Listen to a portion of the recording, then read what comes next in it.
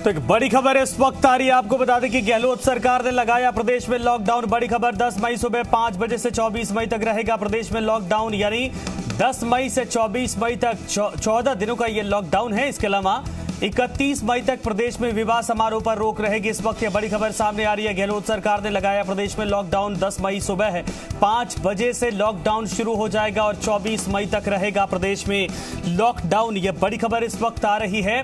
31 मई तक प्रदेश में विवाह समारोह पर रोक रखी जाएगी। 10 मई यानी कि आज 4 दिनों का एक तरह से प्रिपरेशन का मौका दिया गया है तमाम अधिकारियों को, जिला प्रशासन को। लेकर 10 मई से सुबह 5 बजे से 24 मई तक रहेगा प्रदेश में लॉकडाउन। सख्त लॉकडाउन के आदेश मुख्यमंत्री अशोक गहलोत की तरफ से जारी कर दिए गए हैं। 31 मई तक प्रदेश में विवाह समारोह पर भी यानी गैदरिंग पर भी रोक लगा दी गई है। इस वक्त ये बड़ी खबर सामने आ रही। सुशांत हमारे साथ, हमारे सहयोगी। सुशांत, जिस बात को लेकर जिक्र थोड़ी देर पहले कर रहे थे, सरकार ने वही फैसला ले लिया।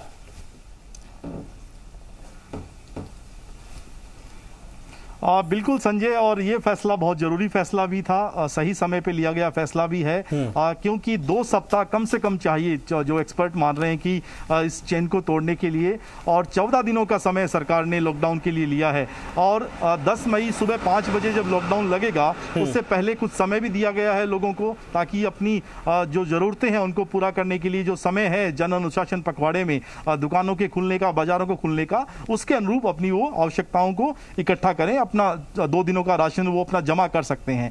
इसके साथ साथ 31 तारीख तक, 31 मई तक संजय, प्रदेश में विवाह समारोह पर पूरी तरीके से रोक रहेगी। यह फैसला सरकार ने 2 बड़े फैसले इस बैठक से निकल कर आए हैं मंत्रिपरिषद से। मैं दोबारा दोहरा दूं कि 24 मई तक, 10 मई सुबह 5 बजे से लेकर 24 मई तक जो है प्रदेश में लॉकडाउन की स्थिति रहेगी। और साथ ही दूसरा बड़ा फैसला 31 मई तक विवाह समारोह पर पूरी तरीके से रोक रहेगी। अब यह देखना है गाइडलाइन में संजय कि विवाह समारोह पर जो रोक रहने वाली है उसकी अवधि कब से शुरू होगी। क्या वो कल से लागू होगी, या जिन लोगों के अभी 1-2 दिनों में शादियां होने वाली हैं उनको क्या अवसर दिया जाएगा। क्योंकि आमतौर पे हम देखते हैं कि जब घर में विवाह समारोह की प्रक्रिया, संस्कार जो शुरू हो जाते हैं उसके बाद उसे टालना मुश्किल होता है। ऐसे समय में क्या सरकार ने कोई रास्ता निकाला है कि बहुत कम सदस्यों की मौजूदगी के साथ आप 1-2 दिनों में अपने आयोजन कर लें, और उसके बाद 10 मई से फिर आप प्रदेश में आगे की गतिविधियां जो विवाह समारोह जैसी नहीं कर पाएंगे। लेकिन लॉकडाउन जैसी स्थितियों में जब तमाम तरह की गतिविधियां पूरी तरीके से संजय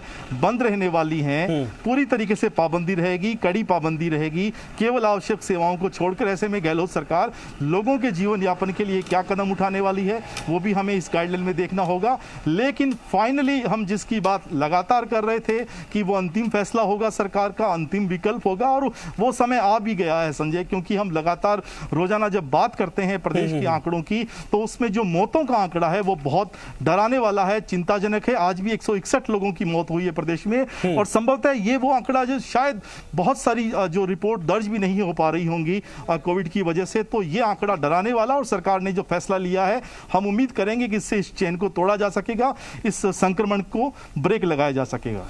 बिल्कुल सही आपने कहा कि इससे संक्रमण को तोड़ा जा सकेगा, ब्रेक लगाया जा सकेगा। लेकिन ये 14-15 दिनों का कहा जा सकता है कि एक तरह से लॉकडाउन है। क्या इन 15 दिनों में ऐसी व्यवस्था की जाएगी, जो पॉइंट्स लिखे हैं वो क्या कहते हैं, कुछ और गाइडलाइन के तौर पर इनमें इन्वॉल्व किया गया है? क्योंकि पिछली बार तो मेडिकल सर्विसेज वगैरह छूट दी गई थी, लेकिन कई राज्यों में देखा गया कि इसके लिए भी बाकायदा पास बनवा कर भेजा जा रहा है। तो क्या है, कैसे इसको ऑपरेट किया जाएगा 15 दिनों तक, इसको लेकर कोई डिटेल जानकारी अभी तक आई?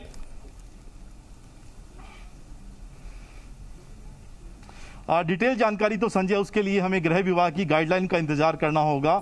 उसमें विस्तार से डिटेल होगी कि किस तरह की क्या क्या चीजें रहेंगी। लेकिन जो हमें कुछ मंत्रियों से हमारी बात हुई है वो कह रहे हैं कि पाबंदियां बहुत सख्त होने वाली हैं। और मैं आवश्यक सेवाओं के शब्द को उपयोग में ले रहा हूं। आवश्यक सेवाओं में केवल और केवल हम माने कि जिस तरह से मेडिकल सेवाएं उसमें शामिल होती हैं, इसी तरह की कुछ एक सेवाएं जो हैं वो ही उन्हीं को ही अनुमति मिलेगी। पास जैसी व्यवस्थाएं तो आप देख रहे होंगे जन अनुशासन पखवाड़े में भी सरकार ने इस बार लागू नहीं की थी। कई सारे लोग इसी वजह से कोशिश करते रहे कि एक जिले से दूसरे जिले में जाने के लिए पास का इंतजाम हो जाए, लेकिन केवल और केवल मेडिकल इमरजेंसी में ही उन्हें अनुमति दी जा रही थी। लेकिन सबसे बड़ी बात संजय अब यह है, अब जिम्मेदारी है पुलिस और प्रशासन की, क्योंकि जिस तरह से चिकित्सक लगातार मेहनत कर रहे हैं, नर्सिंग स्टाफ मेहनत कर रहा है, मुख्यमंत्री अशोक गहलोत कोरोना पॉजिटिव होने के बावजूद लगातार मॉनिटरिंग कर रहे हैं, कड़े फैसले भी ले रहे हैं। अब इन आदेशों की पालना करवाने करवाने की जिम्मेदारी होगी पुलिस प्रशासन पर, और लोगों की आजीविका जिनकी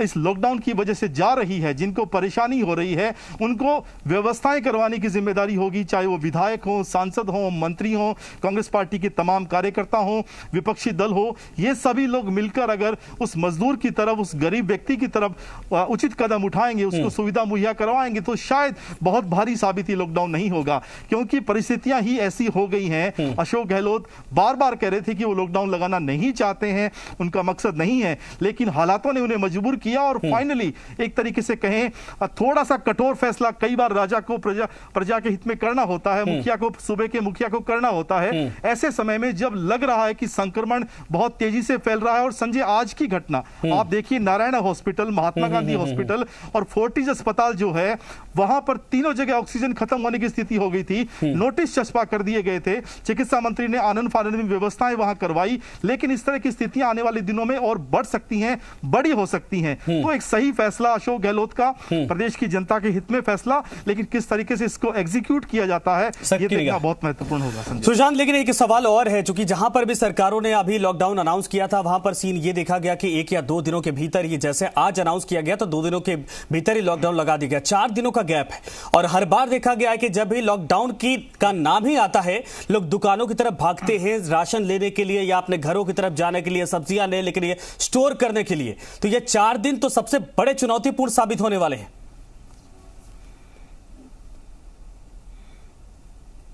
निश्चित तौर पे संजय, ये 4 दिन बहुत महत्वपूर्ण होंगे, और इसकी रूपरेखा भी मंत्रिपरिषद की इस बैठक में तय की गई है कि पैनिक क्रिएट नहीं हो, लोगों को ये नहीं लगे, और चूंकि बहुत ज्यादा लंबी अवधि का नहीं है, 14 दिनों का है, 2 सप्ताह का है, ऐसे में लोगों को समय मिले थोड़ा राशन, अपनी जरूरत की दवाइयां इकट्ठी करने का, घर की जो आवश्यकताएं उनको पूरा करने के लिए। लेकिन मजदूरों के लिए सरकार क्या कदम उठाती है, क्योंकि पिछली बार जब इस तरह के कदम उठाए गए थे, देश भर की तस्वीरें हमने देखी थी संजय, कि बस स्टैंड पर, रेलवे स्टेशन पर भारी भीड़ जमा हो गई थी।